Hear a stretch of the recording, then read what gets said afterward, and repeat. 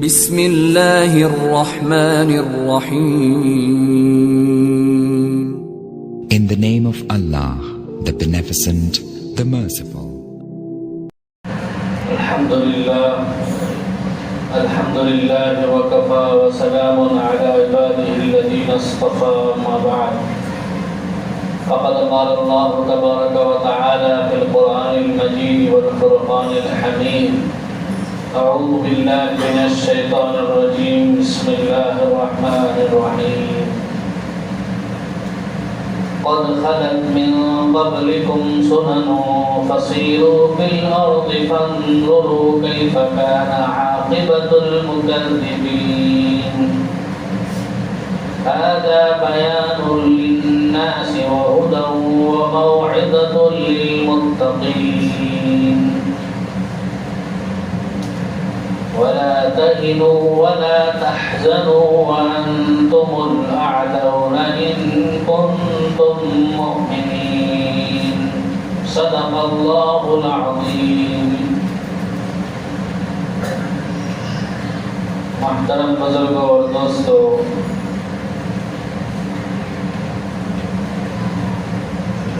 گزشتہ 2 ہفتے جو آیتیں آپ کے سامنے پڑھی گئیں، جن کی تفسیر کی گئی، ان آیتوں میں اللہ تبارک و تعالیٰ نے تقوی والوں کی صفتیں، تقوی والوں کی نشانیاں بتائی. دراصل اس سے پہلے غزوہ احد، جنگ احد کا تذکرہ ہوا. اب درمیان میں ضمناً تقوی والوں کی نشانیوں کو بیان کرنے کے بعد دوبارہ جنگ احد کے واقعے کی طرف اپنی بات کو اللہ تبارک و تعالیٰ پھیر رہا. اللہ تعالیٰ فرماتے ہیں ھذا بیان للناس وہدی وموعظۃ للمتقین. ہم نے جو کچھ بیان کیا ہے، ذکر کیا ہے، یہ لوگوں کے لیے واضح بیان ہے، تقوی والوں کے لیے ہدایت کا سبب ہے، نصیحت کا سبب ہے. اس کے اوپر اللہ نے فرمایا قد خلت من قبلکم سنن فسیروا فی الارض فانظروا کیف کان عاقبۃ المکذبین. تم سے پہلے بھی مختلف طریقے گزر چکے ہیں، یعنی اے امت محمدیہ، تم سے پہلے جتنی امتیں آئیں ان میں بھی 2 جماعتیں تھیں، ایک مسلمانوں کی جماعت اور ایک کافروں کی جماعت. دونوں میں جھگڑا ہوتا تھا، جنگیں ہوتی تھی، لڑائی ہوتی تھی. کبھی کافر جیت جاتے، کبھی مسلمان جیت جاتے، لیکن آخرکار کافر ہلاک و برباد ہو جاتے. اللہ تعالیٰ کی یہی عادت ہے. لہذا اگر تمہیں جاننا ہے، سمجھنا ہے تو فسیروا فی الارض، روئے زمین میں چل پھر کر دیکھو کیف کان عاقبۃ المکذبین، اللہ کو، رسول کو جھٹلانے والوں کا کیا انجام ہو. قوم عاد کو کیسا عذاب آیا، آخرکار وہ ہلاک و برباد ہو. قوم سمود پر کیسا عذاب نازل ہوا، وہ کیسے ہلاک و برباد ہوئی. قوم لوط، ان پر کیسے عذاب آیا. کسی کو سخت ہوا کے ذریعے ہلاک کیا گیا، کسی کی بستی کو نیچے سے اوپر لے جا کے الٹ دیا گیا، اور کسی کو چیخ کے ذریعے سے ہلاک کیا گیا. تو جنہوں نے بھی اللہ کی مخالفت کی، نبی کی مخالفت کی، کفر اختیار کیا، آخر کار ان کا انجام یہی ہوا کہ وہ سب ہلاک و برباد ہیں. تو اے مسلمانوں، تمہارے مقابلے میں جو کافر لڑنے کے لیے آئے ہوئے ہیں، جنگ احد میں عارضی طور پر جیت چکے ہیں، تمہاری ہار ہو گئی ہے. اب تو وہ جیت چکے ہیں، لیکن ایک انجام یہی ہوگا کہ وہ ایک نہ ایک دن ہلاک و برباد ہوں گے، ان کا خاتمہ ہو جائے گا. آخرکار ایمان والوں ہی کو کامیابی ملی. جنگ احد میں آپ کے سامنے میں پورا واقعہ ذکر کیا تھا. کیا ہوا تھا؟ اللہ کے نبی صلی اللہ علیہ وسلم نے 50 صحابہ کو جو تیر پھینکنے میں ماہر تھے پہاڑ کے اوپر کھڑا کر دیا تھا کہ اس طرف سے کوئی دشمن آئے تو اس کو آنے نہ دو. اور آپ صلی اللہ علیہ وسلم اپنے پیٹھ پیچھے بہت پہاڑ کو رکھ کر کافروں سے لڑے. شروع میں مسلمان ہی جیت گئے، میدان جیت گئے، اور کافر ڈٹ کر بھاگ رہے تھے. تو جب پہاڑ پر رہنے والے صحابہ نے دیکھا کہ جنگ جیتی جا چکی ہے، اب کافر بھاگ رہے ہیں، تو اب ان میں اختلاف ہو گیا. اکثر صحابہ نے یہ کہا اب تو ہمیں یہاں رہنے کی ضرورت نہیں ہے، کیونکہ جنگ تو جیتی جا چکی ہے، کافر بھاگ رہے ہیں، اب ہمارا یہاں کیا کام ہے. بعض نے کہا کہ نہیں، ہمیں یہی رہنا ہے، کیونکہ اللہ کے نبی نے کہا ہے کہ جب تک میرا حکم نہ ہو وہی رہو. تو صحابہ میں اختلاف ہو گیا، جھگڑا ہو گیا.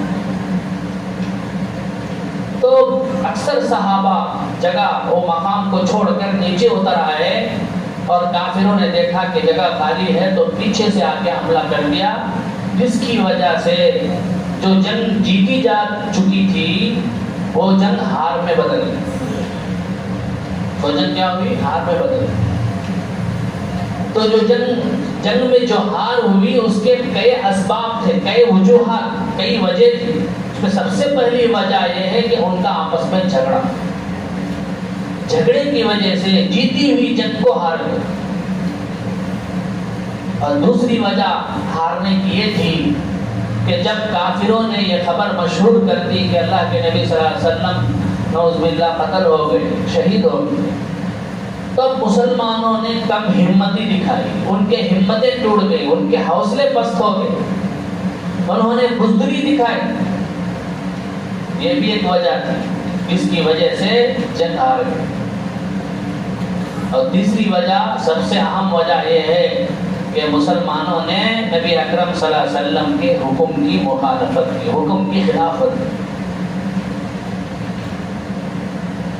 تو یہ 3 وجوہات کی وجہ سے جیتی ہوئی جنگ مسلمان ہار گئے. اس کا مسلمانوں کو بڑا افسوس تھا کہ ہم سے یہ لغزشیں ہو گئی، ہم سے غلطیاں ہو گئی.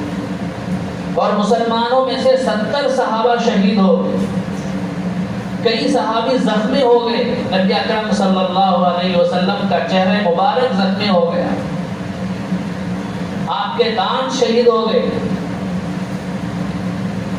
اور صحابہ دیکھ رہے تھے کہ وہ ان کے بعض ساتھی زخموں سے چور ہیں، اور بعض بڑے بڑے بہادر صحابیوں کی لاشیں سامنے پڑی ہوئی. اور دوسری طرف افسوس کہ ہماری غلطی کی وجہ سے یہ حال. تو صحابہ کرام بالکل ٹوٹے ہوئے تھے، غم زدہ تھے، رنج میں ڈوبے ہوئے تھے. یہ کیا ہو گیا؟ ہم نے جیتی ہوئی جنگ کو ہار میں بدل دیا. تو اللہ تبارک و تعالیٰ نے صحابہ کرام جو ٹوٹے ہوئے تھے، رنجیدہ تھے، غم زدہ تھے، ان کو تسلی دینے کے لیے، ان کو حوصلہ دینے کے لیے، ان کی ہمت باندھنے کے لیے آگے کی آیتیں نازل فرمائی. اللہ نے کہا وَلَا تَهِنُوا وَلَا تَحْزَنُوا، اے مسلمانوں کم ہمت مت ہو جاؤ، کمزور مت بنو. وَلَا تَحْزَنُوا، رنج مت کرو، غم مت کرو. وَأَنْتُمُ الْأَعْلَوْنَ إِن كُنتُم مُؤْمِنِينَ، تم ہی سربلند رہو گے، تم ہی غالب رہو گے اگر تم پکے مؤمن رہو. ایمان کے تقاضے پر اگر تم عمل کرو گے تو ضرور تم ہی بلند رہو گے، ضرور تم ہی کامیاب رہو گے. اب اس کے بعد اللہ تعالیٰ تسلی دینے کے لیے فرما رہا ہے إِن يَمْسَسْكُمْ قَرْحٌ فَقَدْ مَسَّ الْقَوْمَ قَرْحٌ مِثْلُهُ، اے مسلمانوں اگر تم کو صدمہ پہنچا ہے، زخم پہنچا ہے، تو اسی طرح کافر قوم کو بھی صدمہ پہنچ چکا ہے. گزشتہ سال جنگ بدر میں کتنے ہی کافر شہید ہوئے، مرے تھے، جتنے صحابہ کرام جنگ احد میں شہید ہوئے تھے، یعنی 70 صحابہ، اتنے ہی 70 کافر جنگ بدر میں مرے تھے۔ تو اللہ تعالیٰ اسی کی طرف اشارہ کر رہا ہے، تمہیں غم کرنے کی ضرورت نہیں، تمہارا جتنا نقصان ہوا ہے اتنا ہی ان کا بھی نقصان گزشتہ سال ہو چکا ہے۔ دوسری بات یہ ہے کہ ان کے جو مقتولین ہیں، ان کے جو مرے ہوئے لوگ ہیں، وہ تو سیدھا جہنم کے گڑھے میں جائیں گے، لیکن تمہارے جو شہداء ہیں وہ تو سیدھا جنت میں جائیں گے۔ اس لیے اے مسلمانوں، تمہیں غم کرنے کی ضرورت نہیں۔ یمسسکم قرح فقد مس القوم قرح مثلہ۔ پھر آگے کہتا ہے اللہ تعالیٰ تسلی دینے کے لیے، وَتِلْكَ الْأَيَّامُ نُدَاوِلُهَا بَيْنَ النَّاسِ، یہ جو زمانہ ہے ان کو ہم لوگوں کے درمیان بدلتے رہتے ہیں، کبھی کافر کو غلبہ دیتے ہیں، کبھی مسلمان کو غلبہ دیتے ہیں، کبھی کافروں کو جیت دیتے ہیں، کبھی مسلمانوں کو جیت دیتے ہیں، کبھی کافروں کو ہار کا مزہ چکھاتے ہیں، کبھی مسلمانوں کو ہار کا مزہ چکھاتے ہیں، کیونکہ یہ زمانہ ہے۔ تو اس زمانے میں حالات بدلتے رہیں گے، ہمیشہ ایک حالت نہیں رہے گی۔ آج مسلمان ہر جگہ پریشان ہیں، مصیبتوں میں گھرے ہوئے ہیں، پیٹے جا رہے ہیں، تو یہ ہمیشہ رہنے والی نہیں ہے۔ حالات بدلیں گے، حالات پلٹیں گے۔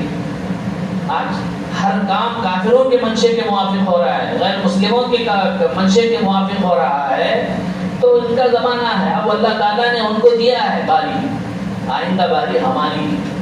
تو اللہ تعالیٰ فرما رہے وَتِلْكَ الْأَيَّامُ نُدَاوِلُهَا بَيْنَ النَّاسِ۔ اب آگے جو جنگ احد میں ہار ہوئی اس کی حکمتیں بیان کرتے ہیں۔ وَلْيَعْلَمَ اللَّهُ الَّذِينَ آمَنُوا، یہ ہار اس لیے ہوئی تاکہ اللہ جان لے ظاہری طور پر ایمان والوں کو۔ مصیبت کے وقت میں ہی آدمی کو پہچانا جاتا ہے، تکلیف کے وقت میں ہی انسان کو پرکھا جاتا ہے، کون کتنا پکا ہے اپنے دعوے میں، کون کتنا پختہ ہے، کون پکا ہے کر کے پریشانی کے وقت میں ہی جانا جاتا ہے۔ ہمارا دوست ہے، پریشانی کے وقت میں اگر وہ ساتھ نہ دے تو کیا بولتے، معلوم ہو گیا تو کتنا وہ بولتے نہیں بولتے۔ تو مصیبت کے وقت میں، پریشانی کے وقت میں ہی آزمایا جاتا ہے کہ کون کتنا پکا ہے اپنے دعوے۔ تو اللہ فرماتے ہیں یہ مصیبت ہم نے اس لیے دی ہے تاکہ لوگوں کو معلوم ہو جائے کہ کون اپنے ایمان میں پکا ہے۔ مصیبت کے باوجود، ہار کے باوجود بھی کون ایمان پر جمع رہتا ہے، کون ایمان سے پھر جاتا ہے، یہ جاننے کے لیے ہم نے یہ تکلیفیں دی، یہ ہار دی۔ دوسری حکمت وَيَتَّخِذَ مِنكُمْ شُهَدَاءَ، اللہ نے یہ ہار، یہ تکلیف، یہ مصیبت اس لیے دی تاکہ تم میں سے بعضوں کو شہید بنائیں، شہادت کے مرتبے پر فائز کریں۔ جو صحابہ جنگ بدر میں شریک نہیں ہوئے تھے وہ لوگ بڑے جوش میں تھے کہ ہمیں کیوں نہیں ملا موقع جنگ بدر میں جانے کا، اب موقع ملا ہے تو ہمیں جو ہے مدینہ چھوڑ کر باہر جا کر ہمیں لڑنا چاہیے۔ تو شہادت کے شوق میں تھے صحابہ، شہید ہونے کے جذبے میں تھے۔ تو اللہ فرماتے ہیں یہ ہار اس لیے ہوئی تاکہ تم میں سے جس کو شہادت کا شوق ہے، شہید ہونے کا شوق ہے، اسے اس کا شوق پورا ہو جائے۔ واللہ لا يحب الظالمین، اللہ تعالیٰ ظالموں کو پسند نہیں کرتا، اللہ تعالیٰ کبھی بھی ظالموں کو پسند نہیں کرتا۔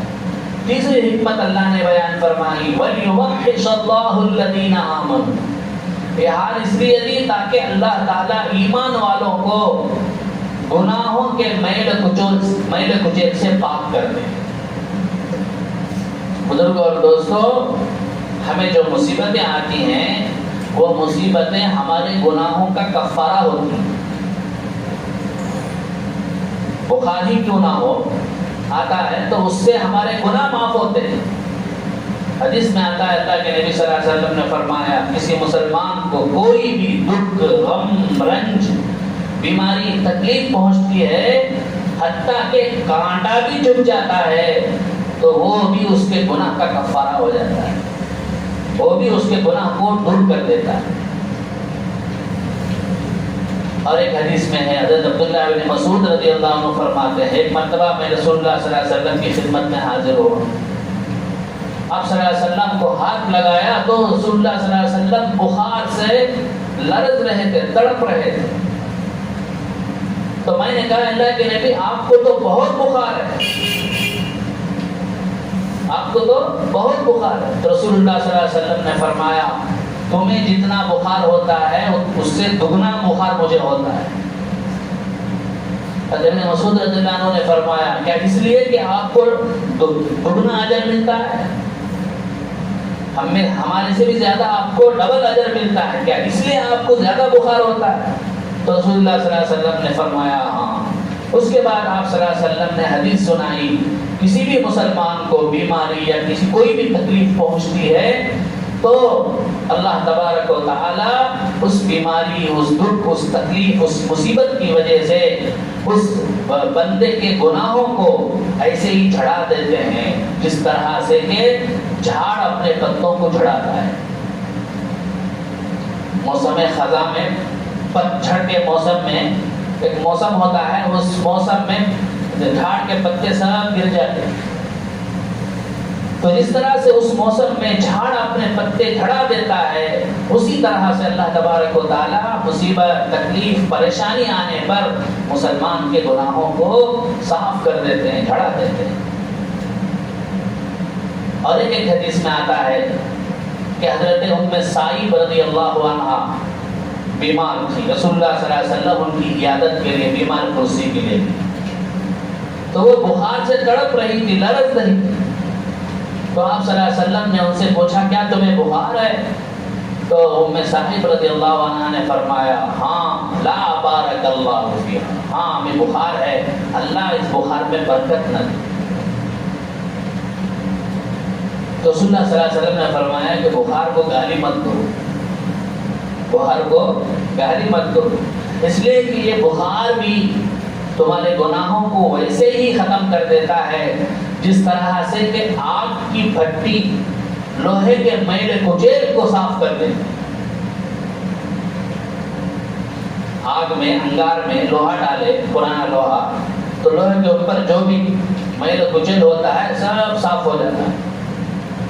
تو اللہ کے نبی فرماتے ہیں جب کسی مسلمان کو کوئی تکلیف پہنچتی ہے, پریشانی ہوتی ہے, مصیبت پہنچتی ہے, بیماری ہوتی ہے تو اللہ تعالیٰ اس کے سارے گناہ معاف کر دیتے ہیں.